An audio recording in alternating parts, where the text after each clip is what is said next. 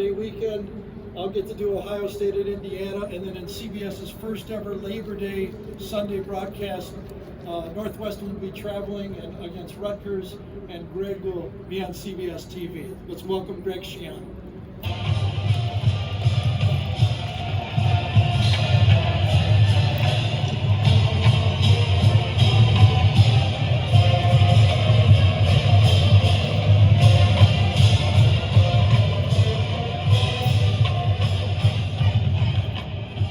Thanks, Gary. Thank you all for coming and being part of our media day here with the Big Ten Conference. I'd like to start by welcoming our new commissioner, Commissioner Petiti. It's been a great start, really fun to work with. I think he really is a great listener and trying to figure out exactly what's best for the Big Ten Conference, and that, after all, is what we're here for. So I consider it an honor and a privilege to represent Rutgers here at the Big Ten Media Day. I want to thank our president, Jonathan Holloway, and our athletic director, Pat Hobbs, for all the support that they give our program and our players and our coaches. Really, really proud of the three players that came along with us. Deion Jennings, linebacker, is a six-year senior, really a special player. Aaron Lewis, another guy that's just the Energizer Bunny, brings it to our team every day. And Johnny Langan, who's a tight end with us, and just a super young man. And as a head coach, when your best players are your hardest workers, that really is a nice spot to be in, and I'm very pleased with these guys. This is my 15th year at Rutgers, 11 the first time, going on my fourth the second time, and I can honestly tell you that I've never been more excited to be the head coach at Rutgers University. I love what we're doing.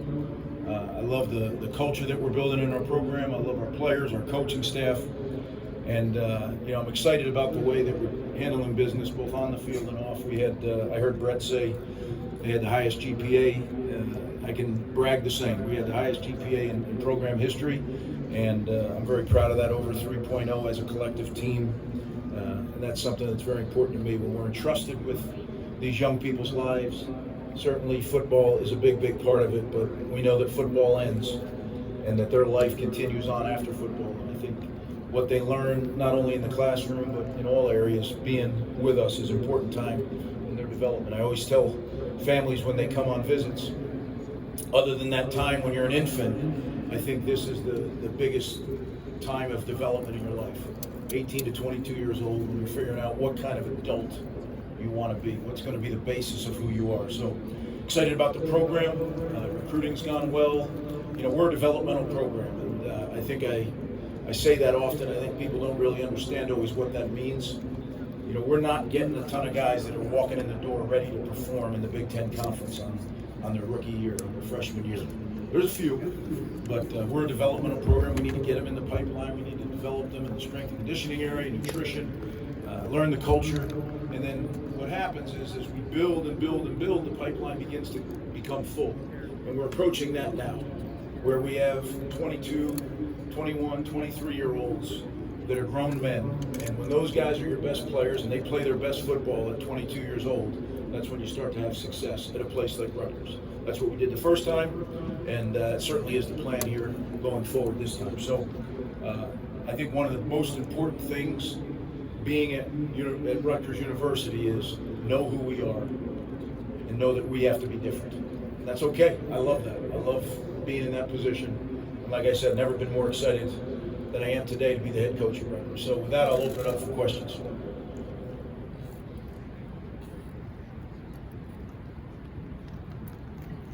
Chris Eisenberg. I know this is about 2023, but just looking at this next year with the elimination of divisions, the addition of USC, UCLA, how do you feel like that's going to impact you? Well, you're right. 23 is the thing that I'm focused on. Getting a look at it, it really didn't change much for us in 24, so it's not going to be any different, really. Moving forward, I'm sure it will be, and we'll worry about that when it's time. This 23 season, and really training camp is what's my focus right now. We have some questions over here to our left. Hi, Scott Docterman with The Athletic. Greg, when you came back to Rutgers, I think there was a 15-game losing streak that the program had against Big Ten competition. What was something that you thought you needed to change within the program, whether it was mindset or development, to try to put you in the right direction and be competitive within the Big Ten? That's a great question. It's a little different in our situation because I had been there 11 years before I'd left, and I had been away for 8 years. And I was a little bit shocked how much things had changed. And I'm not just talking about the athletes or the football, I'm talking about the infrastructure. So we had to really rebuild a lot of the things, whether it's medical coverage, the way the players ate, nutrition, training, all that. And you know what, I didn't complain at all because you know what, when you're taking a job, what has to get done.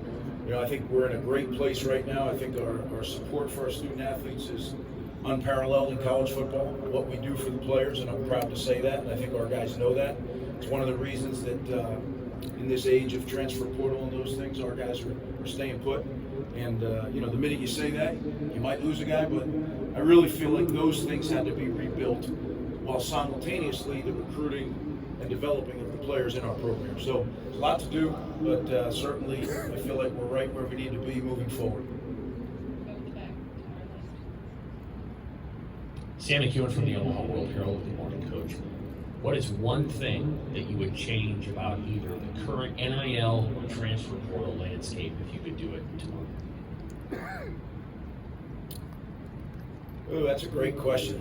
Yeah, there's a lot of things. So choosing one is the tough part, right? Somehow, if the universities could control more of the NIL, just so there's uniformity and we don't have all the third parties that are involved. And that's not to, look, no one's doing it other than the third parties right now. So I'm grateful, right? Because without them, we'd be in big trouble. But I just don't see that being, if you look at most other businesses, that's not the way it works, right? That there's someone else that has a totally different, oftentimes, not always, different vested interest. I just believe that somehow we need to bring that back in-house. How you do that, there's going to be people that have to decide that other than I got to coach a team. But I do believe that we have to somehow get our arms back around it. But right now, I have a saying under my desk. It says, if you don't like it, ... change it or change the way you think about it. So I'm not going to change it single-handedly, so I had to change the way I think about it, and that's how I've approached it. Over to our right, Coach. Hey Coach, Matt Landy, NG.com. Good to see you. Talked about being different. I'm curious, what's the biggest challenge you still face at Rutgers? Well, I think number one, the biggest challenge, you look around at the logos on that wall, right? We play in the best conference in America. So we have to build a program that can compete at that level and then someday be a championship level program. So how do you do that? You do that one step at a time. You recruit the right players and you develop them.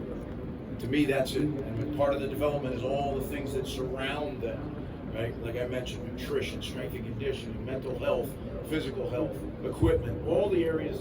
Because then the football part, that's what they love. That's why they're there.